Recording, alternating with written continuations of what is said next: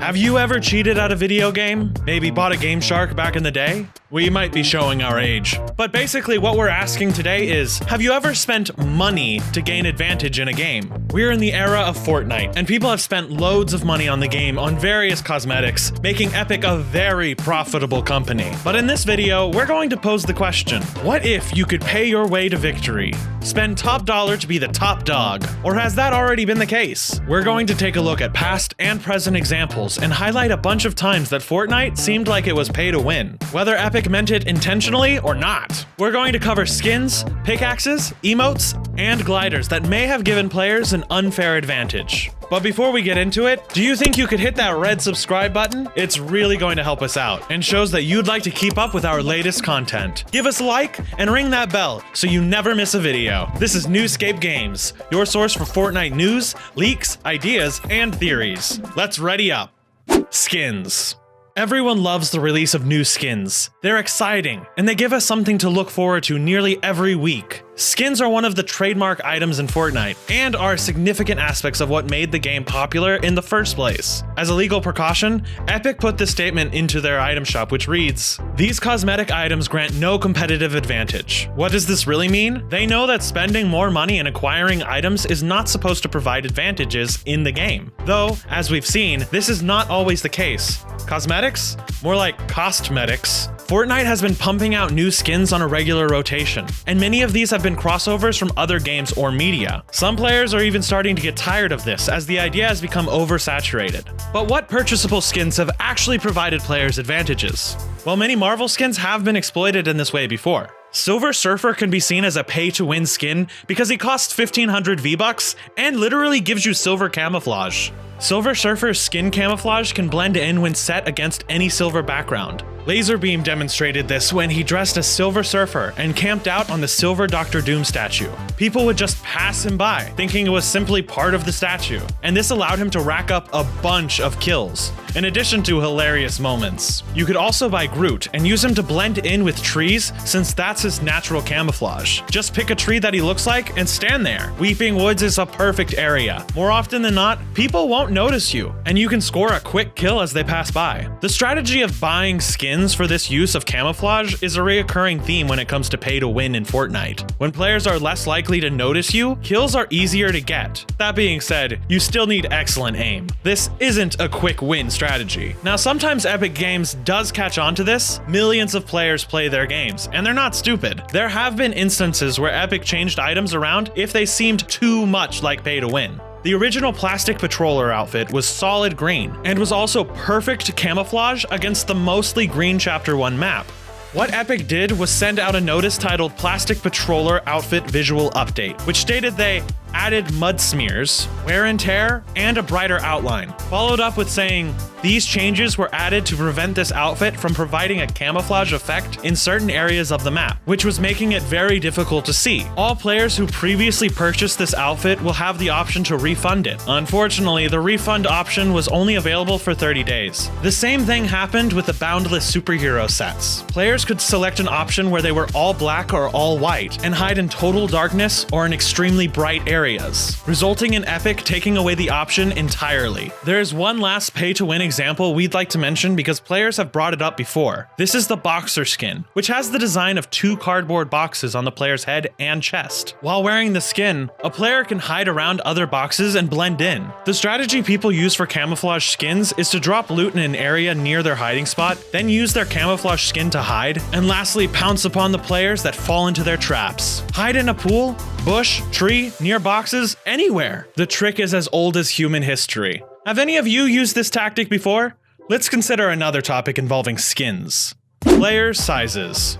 Have you ever thought about how different character skins make them appear as larger or smaller targets? Every character has the same sized hitbox, believe it or not, meaning the area in which they can take damage is the same, but skins can still be deceptive. This can be another pay-to-win aspect depending on which skins you buy. Even though this isn't always the case, male skins tend to be larger player models than female skins. Take Kratos for example. He's a big guy. Contrast him with a skin like Lexa. She's pretty slender in comparison. They may have the same size hitbox, but it could be easier to aim at Kratos and get hits on him because he appears larger than Lexa. If you start to buy smaller and more slender skins, whether they're male or female, then this could work to your advantage, meaning it could be seen as a play-to-win scheme. Have you thought about this tactic before? Leave us a comment with your strategic skin choices. Let's move on to some other items that let you pay to win.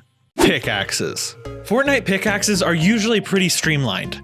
They swing at the same rate and do the same amount of damage. They're really only different due to stylistic choices. Some pickaxes do, however, have a competitive advantage over others, and it's been up to players to figure this out. Many have pointed out that the Bash Burner pickaxe was faster than other pickaxes. This means you could get more damage on an enemy in a shorter amount of time. You could also mine building materials faster if you wanted. This isn't the only example either. When it first came out, the Star Wand would do 56 damage per swing. This was better than using a gun in some cases. Plus, you could run faster when using it than other pickaxes.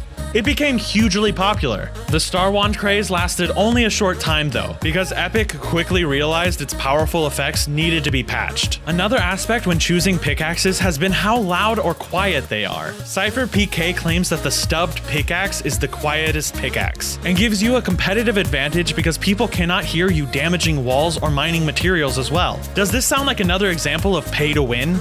Ding ding ding, yes it does! Let's move on and check out some pay to win emotes.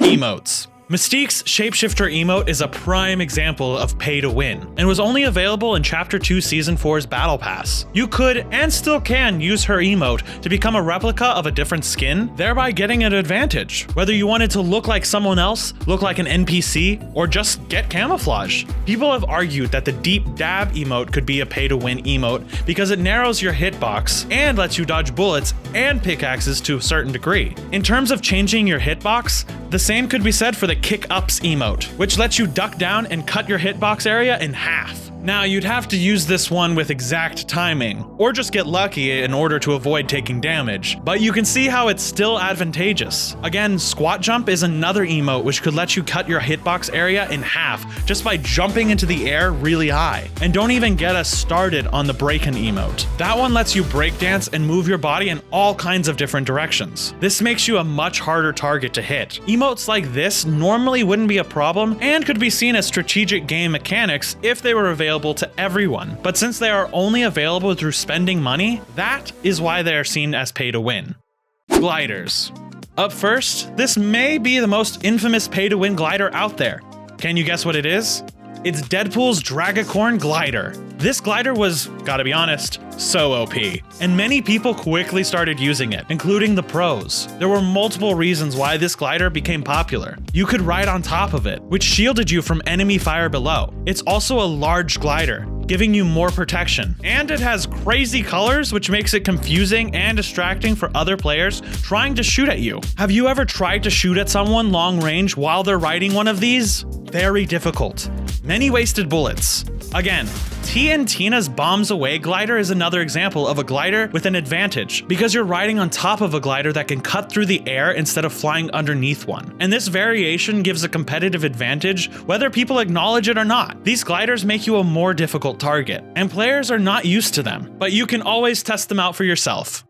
Pay to lose items? Some items that you pay for may even give you a disadvantage. People were excited about Thor's hammer, but it turns out it originally swung slightly slower than other pickaxes, and also had an animation delay. When you switched to it from using a gun, you couldn't even swing the hammer for at least a whole second. Thankfully, this was later patched, and Mjolnir is now properly suited for the God of Thunder. In addition, some character skins are at a disadvantage just by being a huge target. Think about Peely, a giant walking yellow banana. Or other big skins, like Brutus, Ripley vs. Sludge, Penny, Guff, the list goes on. Some skins literally have targets on them, like Airhead, and they may not be the best choice. You also have bright, glowing skins like Nightlife and Cyclo. If you're buying some of these items because you really want them, we respect that. Fortnite is meant to be entertaining, but just be careful and consider the disadvantages of these before you unknowingly pay to lose. That's all the time we have for today, folks. Thanks for watching the video, and we hope you enjoyed what we had to say. After all, it's all in good fun. If you decide to use the Groot skin with the Dragoncorn glider and employ Mystique's shapeshifter emote, that's your choice. But don't let your little brother know about the advantages they give off. As always, you can use code NewScapePRO in the item shop when purchasing the newest releases.